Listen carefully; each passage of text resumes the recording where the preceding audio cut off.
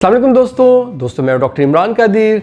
दोस्तों आज हम डिस्कस करेंगे कि जो बांझपन है यानी इनफर्टिलिटी है उसमें कौन कौन से तरीका इलाज हम करते हैं।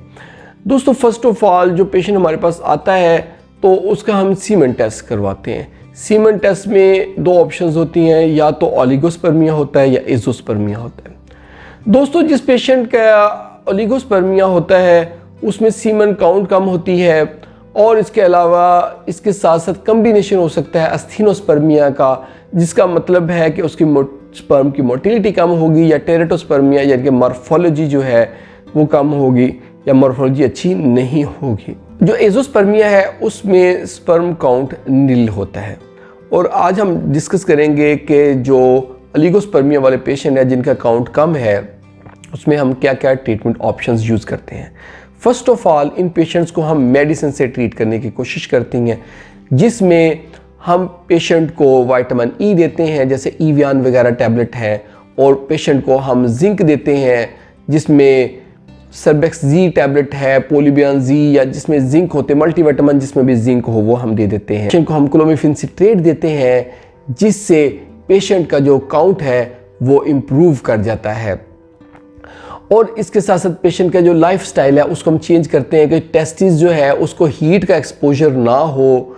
कोई लैपटॉप अगर यूज़ कर रहे हैं तो लैप के ऊपर लैपटॉप ना रखें, या फिर अगर वो गाड़ी चलाते हैं, मज़दा गाड़ी चलाते हैं, तो मज़दा गाड़ी का जो इंजन है वो नीचे सीट के होता है, या कुछ दोस्त रिक्शा चला रहे होते हैं तो रिक्शे का इंजन नीचे होता है, या भट्टी पे काम कर रहे हैं, चूल्हे के करीब काम करते हैं, तंदूर पे काम करते हैं, या किसी एक्सी फैक्ट्री में काम करते हैं, यहाँ बॉयलर वगैरह के पास खड़ा होना होता है, तो उसकी वजह से उनको प्रॉब्लम आती है, वो हम छिड़वाते हैं। पेशेंट को कहते हैं अगर स्मोकिंग कर रहा है स्मोकिंग छोड़ दे, अगर वो साइकिल बहुत ज़्यादा चलाता है या घुड़सवारी करता है तो घुड़सवारी और साइकिल जो है उसको कम करना होता है।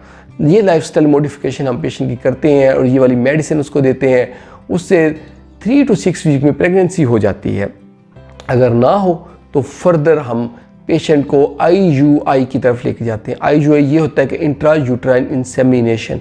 इंट्रा यूट्राइन इंसेमिनेशन में ये होता है कि सीमन लिया जाता है और उसको साफ़ किया जाता है, और जो औरत है उसके रहम में उसको डाल दिया जाता है, और उस तरह डालने से वो हमल ठहर जाता है। ये तरीक़ाकार हम पेशेंट का करते हैं। और अगर इसमें भी इम्प्रूवमेंट ना आए तो फर्दर हम पेशेंट को IVF जिसको हम टेस्ट ट्यूब बेबी है उसकी तरफ लेके जाते हैं। अगर टेस्ट ट्यूब बेबी से चांस ना बन रहा हो तो हम पेशेंट का ICSI भी करते हैं, यानी इंट्रासाइटोप्लाज्मिक स्पर्म इंजेक्शन। इसमें एक बहुत माइक्रो इंजेक्शन होता है, सिरिंज होती है जिसमें हम सीमन को लेते हैं और उसको इंजेक्शन के साथ एग के अंदर इंजेक्ट कर देते हैं टेलीस्कोप में देखते हुए, क्योंकि स्पर्म और एग इतना छोटा होता है कि आम आंख से हम उसको देख नहीं सकते, और इसको ICSI कहते हैं।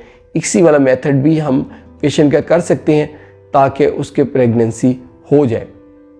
दोस्तों एक्चुअली इनफर्टिलिटी बहुत कॉमन है, पूरी दुनिया में ही है, और ये ओवरऑल 10% पॉपुलेशन के जो लोग हैं वो इसको फील करते हैं, यानी कि हो सकता है कि बाद में उनकी प्रेगनेंसी हो जाए, लेकिन एट अर्ली स्टेज ये बहुत कॉमन होती है और ट्रीटेबल है।